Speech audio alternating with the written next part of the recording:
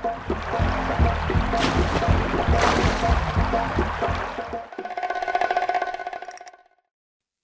കൂട്ടുകാരെ, എല്ലാവർക്കും സുഖല്ലേ?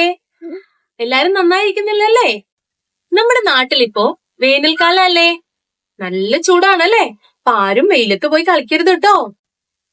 ഒരു കാര്യം ചോദിക്കട്ടെ, നമുക്ക് ദാഹിക്കുമ്പോ ആരാ വെള്ളം എടുത്തു തരാ? ഒന്നുകിൽ നമ്മൾ തന്നെ എടുത്തു കുടിക്കും അല്ലെ, അല്ലെങ്കിൽ അമ്മ എടുത്തു തരും, ആന്റി എടുത്തു തരും, അല്ലെങ്കിൽ വീട്ടിൽ ആരാ ഉള്ളത് വെച്ചാൽ അവരെടുത്തു തരും. പക്ഷെ പക്ഷികളും മൃഗങ്ങളും എന്ത് ചെയ്യാ? അവര് വെള്ളം കണ്ടുപിടിക്കേണ്ടി വരും അല്ലെ.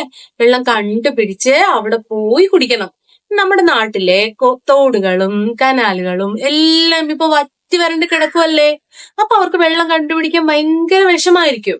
അപ്പൊ അവർക്ക് ദാഹിച്ച് വലയില്ലേ. നമുക്കൊന്ന് അവർക്ക് ഹെൽപ്പ് ചെയ്താലോ? എങ്ങനെ ഹെൽപ്പ് ചെയ്യാൻ പറ്റും? ചെറിയ ചെറിയ പാത്രങ്ങളില് വെള്ളം എടുത്ത് വീടിന് ചുറ്റും കൊണ്ട് വെക്കുക, പല സ്ഥലങ്ങളിലായിട്ട് വെക്കുക.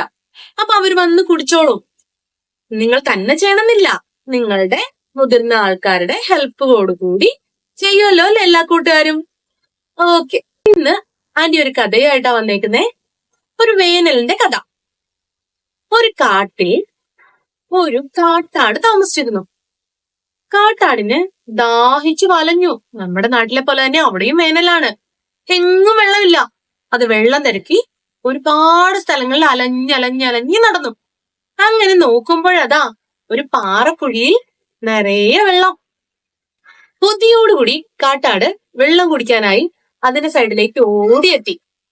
പക്ഷേ അതേ സമയം തന്നെ ഒരു കലമാനും വെള്ളം കുടിക്കാനായിട്ട് അവിടേക്ക് എത്തി. ഒരാൾക്ക് മാത്രം ഇറങ്ങി നിന്ന് കുടിക്കാവുന്ന ഒരു ചെറിയ ഇടുങ്ങിയ ഒരു വഴിയായിരുന്നു അത്.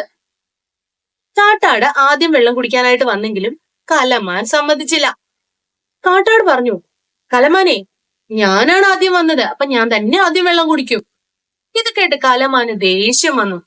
കലമാൻ തന്റെ കൊമ്പ് കൊണ്ട് ഒറ്റയിടി കൊടുത്തു കാട്ടാടിനിട്ട്.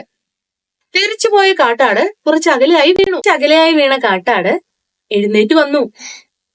കലമാനുമായി പൊരിഞ്ഞ യുദ്ധം, അടിയോടടി. ഇതൊക്കെ കണ്ട് അടുത്ത മരത്തിൽ കുറച്ചാൾക്കാർ സന്തോഷത്തോടെ നോക്കിയിരിക്കുന്നുണ്ടായിരുന്നു. ആരായിരിക്കും അത്? രണ്ടുപേര് തമ്മിൽ ഇടിപിടിക്കുമ്പോ സന്തോഷിക്കുന്നത് ആരായിരിക്കും? പറയാമോ? കുറച്ച് കഴുകന്മാർ. അവർക്ക് സന്തോഷമായി. കാരണം എന്താണെന്നോ? കാട്ടാടും കലമാനും ഇടിവെച്ച് മരിച്ചാൽ അതിന്റെ മാംസം ഭക്ഷിക്കാമല്ലോ. അവര് സന്തോഷത്തോടുകൂടി വട്ടമിട്ട് മുകളിൽ പറക്കാൻ തുടങ്ങി. ഇടിക്കൊടുവിൽ എപ്പോഴോ മുകളിലേക്ക് നോക്കിയ കാട്ടാട് കഴുകന്മാർ വട്ടമിട്ട് പറക്കുന്നത് കണ്ടു. കാട്ടാടിനപ്പൊ തന്നെ കാര്യം മനസ്സിലായി, ഇത് തങ്ങളുടെ മാംസത്തിനു വേണ്ടിയുള്ള പറക്കലാണ്. പെട്ടെന്ന് ഇടി നിർത്തിയ കാട്ടാട് കലമാനോട് പറഞ്ഞു, എനിക്ക് കുഴപ്പമില്ല സഹോദരാ, നീ തന്നെ ആദ്യം വെള്ളം കുടിച്ചോളൂ.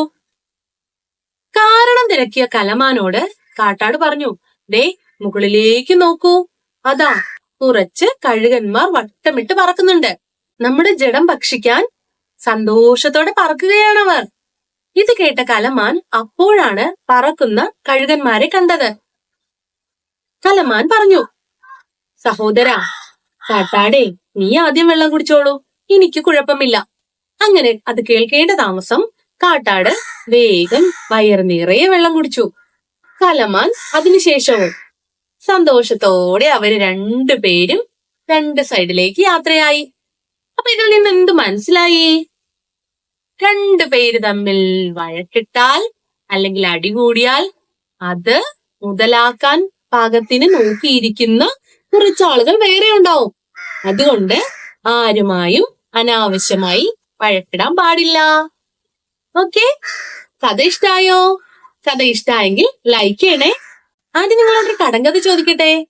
കടങ്കഥ ഇതാണ്: ദോശയുണ്ടാക്കാൻ ഉപയോഗിക്കുന്ന മരം ഏതാണ്? കുറച്ചു പേർക്കൊക്കെ അറിയായിരിക്കും അല്ലേ? അറിയാവുന്നവർ ഒന്ന് കമന്റ് ചെയ്യണേ. അത് കൂടാതെ നിങ്ങളുടെ കൂട്ടുകാർക്കൊന്ന് ഷെയർ ചെയ്തും കൂടി കൊടുക്കണം. അപ്പൊ അവർക്കും അറിയാമെങ്കിൽ അവരും കമന്റ് ചെയ്യട്ടെ. ചാനൽ സബ്സ്ക്രൈബ് ചെയ്യാതെ കാണുന്നവരാണെങ്കിൽ ഒന്ന് സബ്സ്ക്രൈബും കൂടി ചെയ്യണേ. അപ്പൊ എല്ലാവരും അടുത്ത കഥയുമായി കാണുന്നത് വരേക്കും ഹാപ്പി ആയിട്ട് ഇരിക്കണേ. Bye bye.